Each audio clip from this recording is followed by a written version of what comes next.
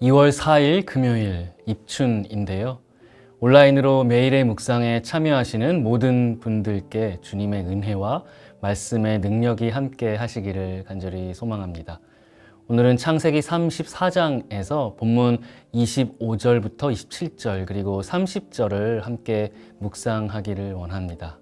제가 읽겠습니다. 제3일에 아직 그들이 아파할 때에 야곱의 두 아들 디나의 오라비 시므온과 레위가 각기 칼을 가지고 가서 몰래 그 성읍을 기습하여 그 모든 남자를 죽이고 칼로 하몰과 그의 아들 세겜을 죽이고 디나를 세겜의 집에서 데려오고 야곱의 여러 아들이 그 시체 있는 성읍으로 가서 노락하였으니 이는 그들이 그들의 누이를 더럽힌 까닭이라.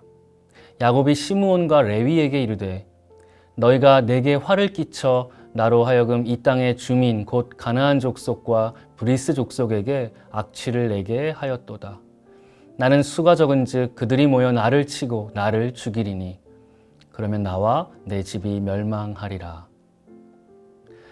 스테판 에셀은 1917년 독일 출생의 유대인으로 어린 시절에 프랑스로 이주를 해서 제2차 세계대전 당시에 레지스탕스 활동을 했습니다.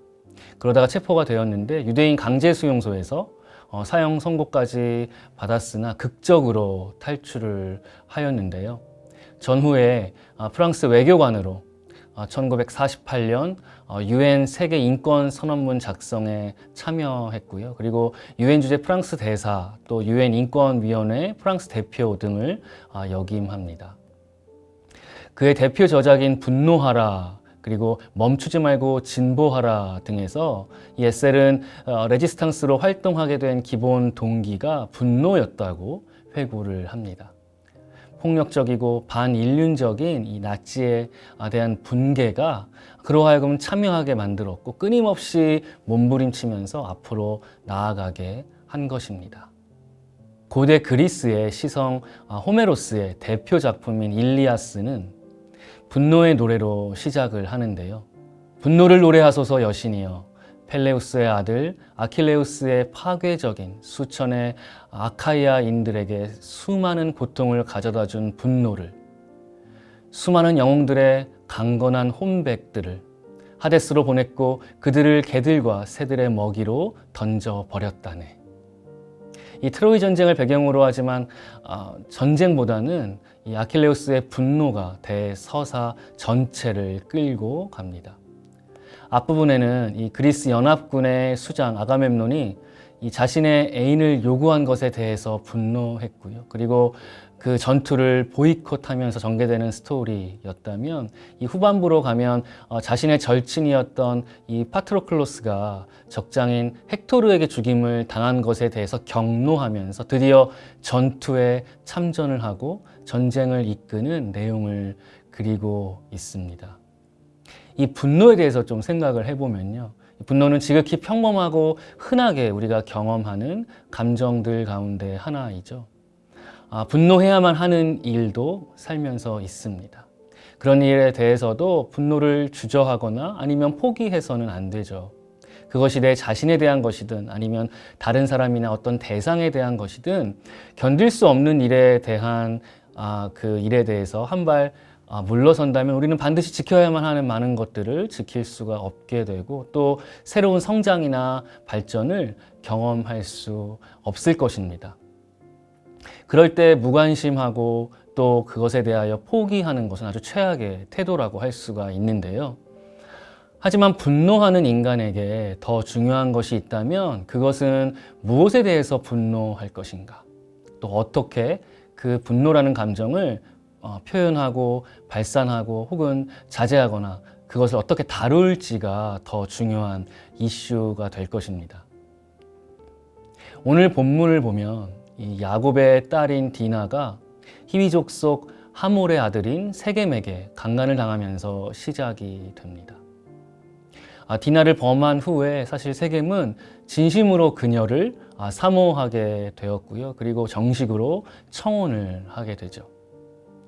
그러나 야곱의 아들들은 그 청혼을 받아들일 수가 없었습니다.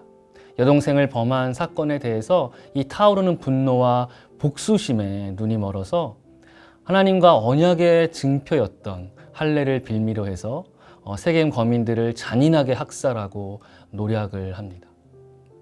사실 할례는 야곱의 집안에서 가장 신성하고 또 중요한 표식이라고 할 수 있는데요. 그것을 잔혹한 속임수와 살인의 미끼로 삼은 것이죠. 게다가 당시에 이 유목 생활을 하던 그룹이 토착 원주민 세력을 맞서서 싸운다는 것은 사실 장차 엄청난 대가와 희생을 치러야 함을 의미하기 때문에 야곱의 아들들의 이 분노, 대응은 지극히 우매하고 근시안적인 만용일 수밖에 없었습니다. 그래서 야곱은 본문 30절에서 나는 수가 적은즉 그들이 모여 나를 치고 나를 죽이리니 그러면 나와 내 집이 멸망하리라 이렇게 탄식하는 것입니다. 야곱의 아들들의 이 무분별하고 무절제한 분노와 복수가 결국에는 온 집안에 화를 끼치는 원인이 되기 때문이죠. 분노에 대해서 잠언 14장 17절은 이렇게 우리에게 교훈합니다. 노하기를 속히 하는 자는 어리석은 일을 행하고 악한 계교를 꾀하는 자는 미움을 받느니라. 반면에 14장 29절은 이렇게 이야기하는데요.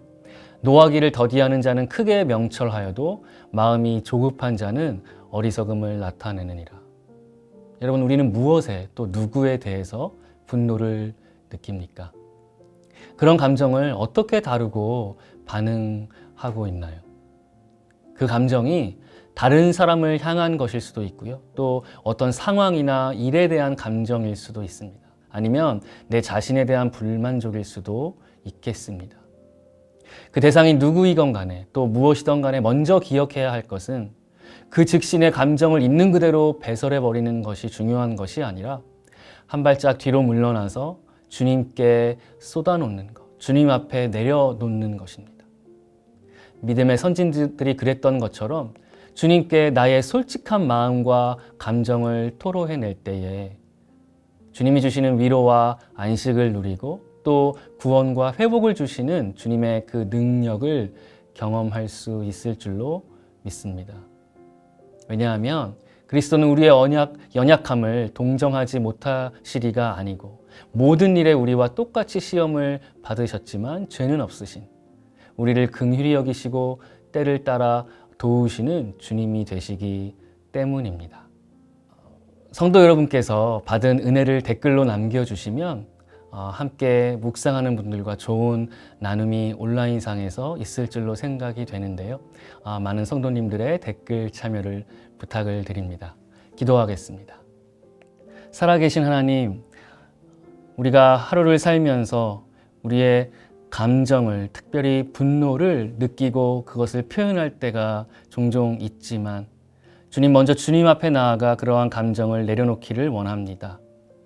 우리의 감정이 주님과 함께 동행하며 주께서 우리를 통하여, 나를 통하여 행하실 그 많은 거룩한 일들에 방해나 걸림돌이 되지 않기를 간절히 사모합니다. 우리의 마음 가운데 성령으로 임하여 주시고 지혜로운 명철한 길로 역사하여 주옵소서. 예수님의 이름으로 기도하옵나이다. 아멘.